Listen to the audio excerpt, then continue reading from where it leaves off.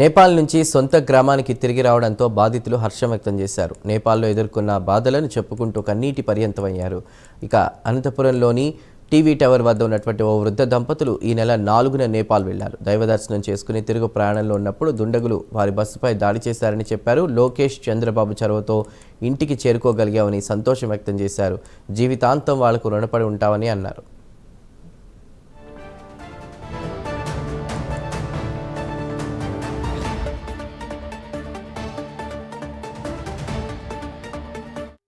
నా పేరు శశికళ. మేము టూర్ వెళ్ళాము నేపాల్కు, దేవదర్శనం కోసం అనేసి వెళ్ళాము.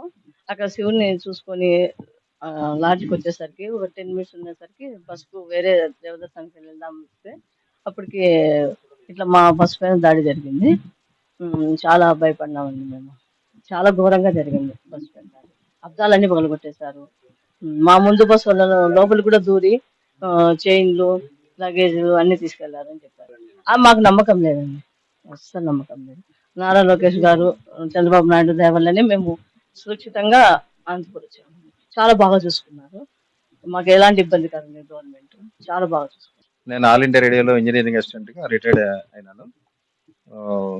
మేము 4వ తారీఖు దేవదర్శనం కోసం నేపాల్ ట్రిప్లో ప్యాకేజీలో వెళ్ళాము. ముక్తినాథ్ దర్శనము, పశుపతినాథ్ దర్శనం చేసుకున్నాం. ఆ రోజు ఈవినింగ్ మేము ఇక్కడ రావాల్సింది, ఎక్కడికి, జనక్పూర్కి. కానీ అదే రోజు బస్ పైన దాడి. ఆ రోజు మధ్యాహ్నం సాయంత్రం నుంచి చాలా సీరియస్గా ఎజిటేషన్స్, ఆందోళనలు జరిగినాయి. కానీ లోకల్లో చెప్పినారు పోవద్దని, కానీ రాత్రి కదా 11 తర్వాత ఎవరు ఉంటారులే అనిపోయినాం. మా బస్సు అంతా ధ్వంసం చేసినారు. మావే కాదు, దగ్గర 60 బస్సులు ధ్వంసం చేసినారు అంటారు ఆయన బస్సు డ్రైవర్. మనమే కాదు, 60 బస్సులు పోయినాయి అని చెప్పినాడు. మాకు ఇంకా తర్వాత రూమ్కి వచ్చి మేము రూమ్కి వచ్చినాము. రూమ్కి వచ్చి మేము ఆలోచన ఎట్లా బయటపడాలా ఏమంటే, సరే దేవుని దయ వల్ల మాకు లోకేష్ మాకు ఒక మేడం ఉన్నారు. ఆమె కమిషనర్తో మాట్లాడి, ఆంధ్రప్రదేశ్ స్టేట్ గవర్నమెంట్తో మాట్లాడి, లోకేష్ గారితో మాట్లాడి మాకు సేఫ్ సైడ్గా ఇక్కడ తీసుకొచ్చినారు. మేము 4వ తారీఖు పోయినాం. 4వ తారీఖు ఇక్కడ నుంచి పోయినాము. ఇది నైంసారణ్యం చూసుకొని నైంసారణ్యం నుంచి బస్సులో పోయినాం, ఎదిగి నేపాల్ వరకు బస్సుకు పోయినాము.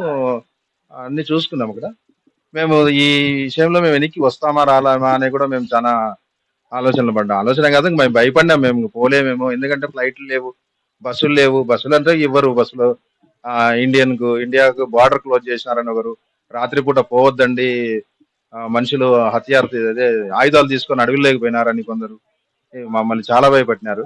ఇంకా మేము ఎట్లా వస్తామో అనుకునే టైంలో మాకు దేవుని మాదిరి మాకు లోకేష్ గారు, చంద్రబాబు నాయుడు సార్ కానీ, లోకేష్ బాబు కానీ మాకు ఇంటి వరకు చేర్చడం నేను ఆయనకి ఎప్పటికీ కృతజ్ఞత ఉంటుంది. ఎందుకంటే మామూలుగా తీసుకొచ్చి ఇచ్చిపోతారు, కానీ ఆయన చెప్పినట్లు మేము ఇంటి వరకు చేర్చాం. దానికి ఆయనకి నా